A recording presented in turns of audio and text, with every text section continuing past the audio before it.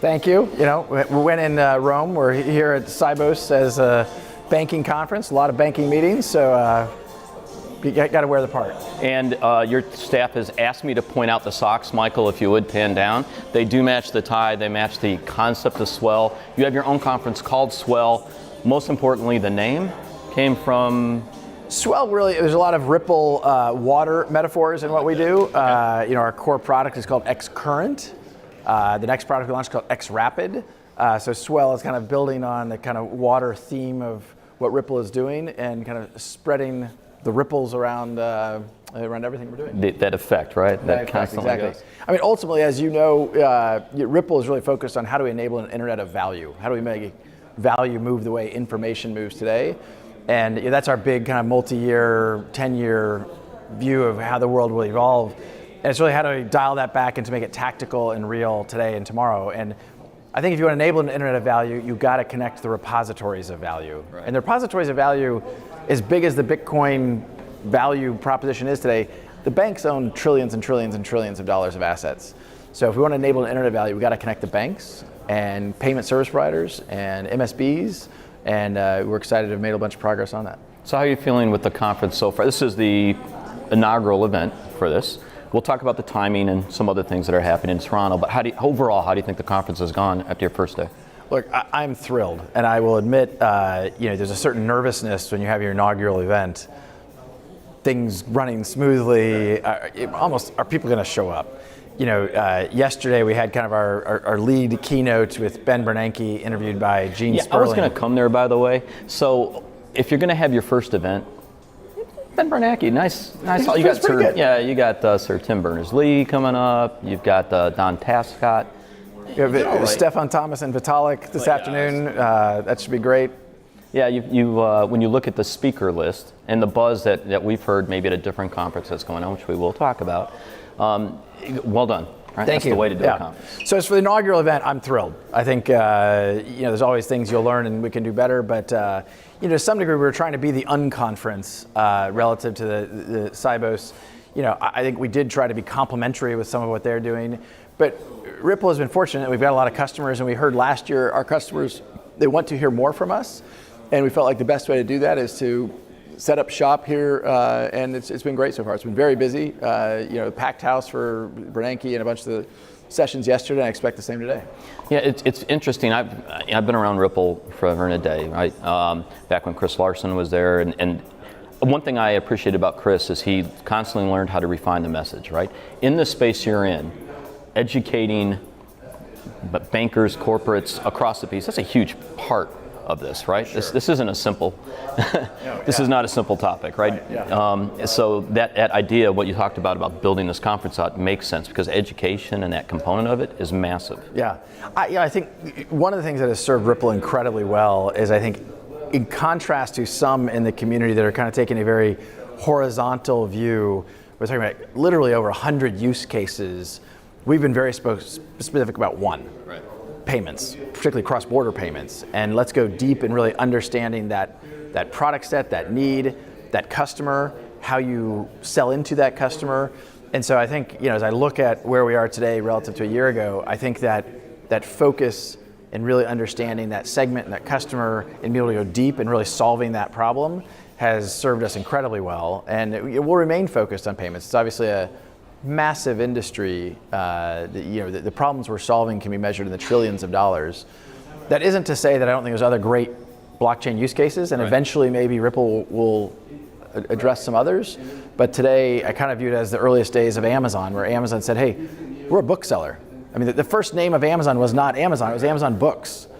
And they built a platform to serve a need to sell books, and then they did another vertical and another vertical and another vertical, and then obviously productized the platform. I think the best way to build platform technologies isn't by trying to be that horizontal, because by the time you build the platform, the needs have changed and evolved. If you build it really successfully for one vertical, in this case a really big one, you can put yourself in a really good position to build it up for others as well.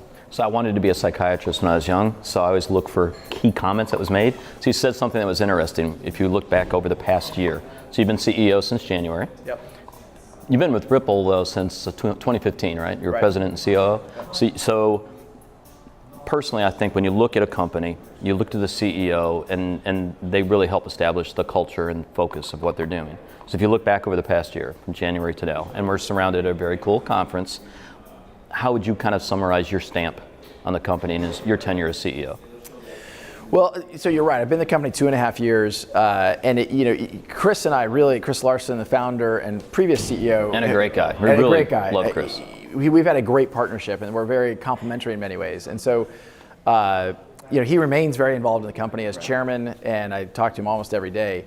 So I don't. It's not a demarcation point that I look at and say, hey, January 1, when I officially took over as CEO, that there's some left turn or right turn. You didn't change the logo. You didn't, yeah, okay. Just making sure. Yeah, but I think for me it's been the mark over maybe 2.5 years of really driving that focus and really understanding that customer. And you have been around Ripple for a long time, and there are other use cases that Ripple had toyed with in the early days, and some other what I'll call in retrospect experiments.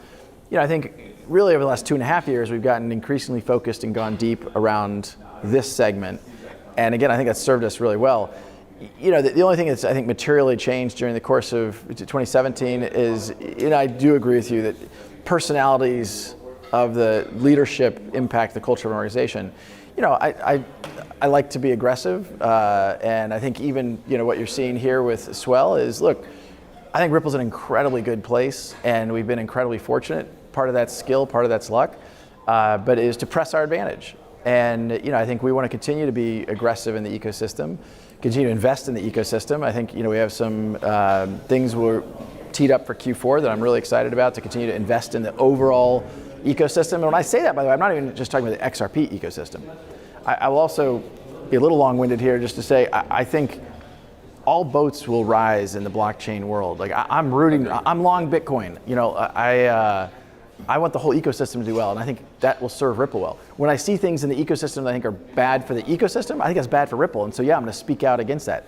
ICOs, I think, are one of those examples. I can check that one off the list. We were going to come to that. So as an outside observer, somebody watching this, for the listeners, I'll give you a great example. Sibos is going on, so the incredibly established banking conference. I've spoken there a bunch of times. Ripple has a massive booth and presence at Sibos, hence the incredibly wonderful outfit that you're dressed in. It's again very well established. A lot of suits. It's Sibos. It is what it is. We noticed when we walked outside all the Ripple cars lined up, which made me smile and went, "Oh, okay, that's a stamp of hey, we're here." Right?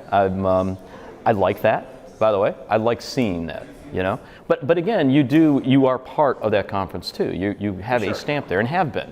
And look, I mean very genuinely, we have tried very hard to be complementary with Sibos. And even when Ben Bernanke, we did our keynote here with Ben Bernanke, we intentionally scheduled that around the keynotes at Sibos. Because ultimately, look, we want our customer, which are the banks, if they want to attend, we don't want to put them in a position where they have to choose.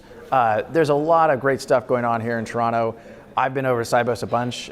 We've been on the floor of Sibos for 3 or 4 years. At least, yeah. And we're there this year, and we will continue to be. But we also, again, as I said, a lot of our customers said they wanted to hear more from us. The programming we're doing here is a little bit different, and it is a little bit more of the fusion between finance and technology. And I think that has served us well. We had a lot of interest in participating and being here. What I like about Swell, the conference that you're having, we're not paid to do this, by the way, guys. So this is just me being complimentary. So I look into the camera. It's very narrowly focused, and you had talked about that, right? From Ripple overall, it's continually narrowing the focus, if you will, of what we're going to do and what we're going to be good at. And what I like about this conference, it's the same thing. Right? And I like the intimacy of these type of conferences, the on-conference approach, right? Sibos is literally thousands upon thousands of participants. Money 2020, which next week, the same thing, right? You go to a Salesforce, you have to rent damn cruise ships and put people on them. It's just ridiculous.